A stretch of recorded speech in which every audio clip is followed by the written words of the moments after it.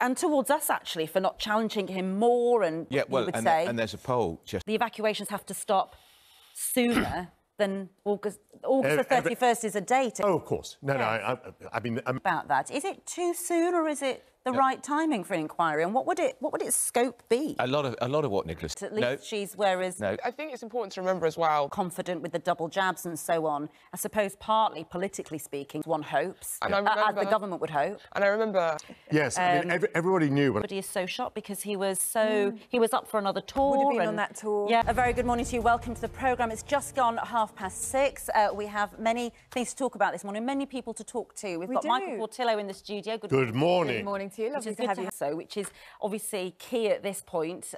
We heard Ben Wallace on the programme. What's happened in the last few hours, shall we? So Ben Wallace, who, if you were watching the programme yesterday, the Defence Secretary was on this programme, and we put to him the question of whether Penfarthing, who you may have followed his story, he set up the first animal sanctuary in Afghanistan. He has 71 people who either work for him or the family of those Afghan... So we put that to Ben Wallace, didn't we, the Defence Secretary, saying that all Penfarthing needed was this ISAF call sign. He needed paperwork to be able to get his staff successfully through security at the airport to be able to get them in there to escape.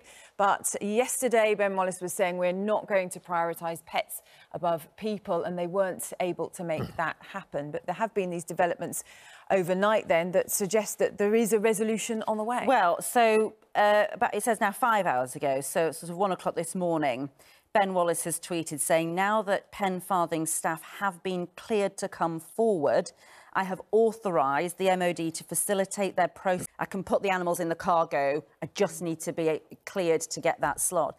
I mean, it's interesting, isn't it? Let's come to you, Michael Portillo, that desperately trying to figure out how to get himself and potentially his animals, but who knows whether he'll be able to do that, but certainly his staff to the airport. So we are trying to speak to him about that.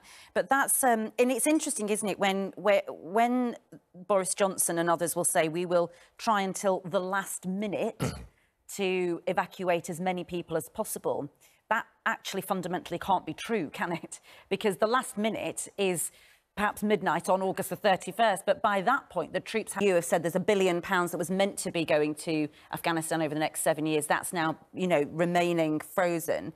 I mean, Michael, you would know this. The Paralympics, and some good news as well, because Dame Sarah Storey has won a gold medal and Crystal Lane White has won a silver medal in the women's C5 3,000-metre individual pursuit. So that is great news, an amazing way to kick off gold, Paralympics. Isn't it? Sarah Storey's 15th gold. Let's go live to Sarah's hometown of Manchester. More, we were talking about Afghanistan. We'll be coming back to talk more about Afghanistan. We've got the Foreign Secretary, Dominic Raab, coming on later in the programme. But in the meantime, let's turn to medical matters. We can speak to Dr. Hilary now, who joins us as well. Dr. Hilary, good morning to you. And talk to us. There's this sort of talk this morning in the papers about the vaccinations, about people who are double jabbed, about when this immunity level... They'll be able to watch your documentary tonight on Channel 5. And for the next 5 weeks. Excellent. Okay. Michael, Andrew, Nadine and Dr. Hilary, thank you all very much. And there's plenty more still to come. Stay with us. You're watching Good Morning Britain on ITV. Right, coming up to 7 o'clock, it's competition time now. Don't miss out on your chance to win a brand new car and £80,000 in cash. Here's Andy with all the details. Good luck. Now let's take a look at the weather. Laura is in the glorious Surrey Hills this morning. Morning, Laura. Good morning, Britain. It's just gone 7 o'clock. The US has reportedly started pulling some of its troops out of Afghanistan just hours after President Biden refused to extend next Tuesday's deadline for evacuations. Well, Britain's airlift operation could end within 24 to 36 hours, according to defence sources quoted by The Guardian. Our chief correspondent, Richard Gaisford... Apparently his wife wouldn't let him have a drum kit at home. Which is extraordinary, she didn't like the sound of the drums. Oh, which is... How would he practiced? Amazing. And what an amazing career. And it's astonishing, isn't it, to think of how fit and healthy he really was, because at 80, in normal life, you wouldn't necessarily be as surprised, but it's incredible. So many lovely tributes being paid today. We're going to be speaking to Dave Davies from the Kinks later on, and also hearing from Mick Fleetwood as well. But just in the newspapers, The Sun is saying Charlie the Rock behind the Stones, and just so many lovely insights into his life and just what an amazing musician. And the how fact that shy he didn't embrace was. that showbiz Yeah. life at all, ironically. He just kind of wanted to take a step back from it, just wanted to go out there, do his thing and play the drums. So we'll be reflecting that throughout the programme this morning as well. Now, still ahead on Good Morning Britain, as the Taliban take over. But let's go and get the news, travel and weather where you are first. See you shortly.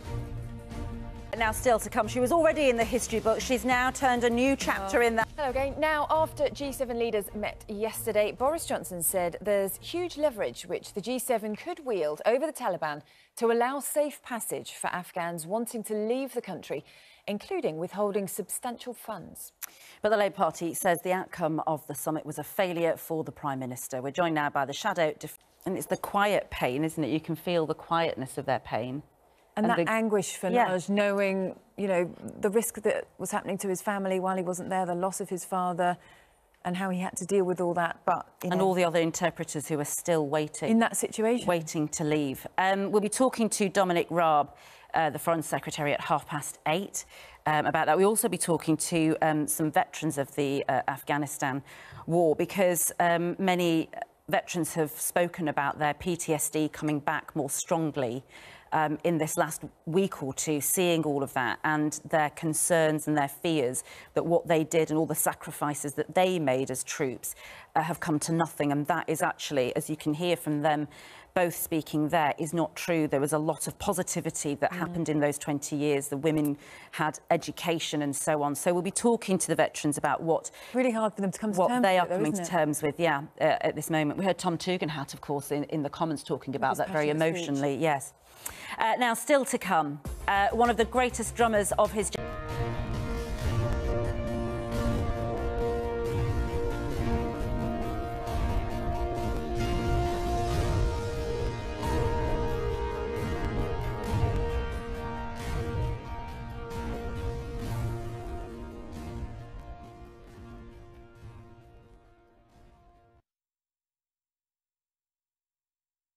Save up to 50% off beds and mattresses.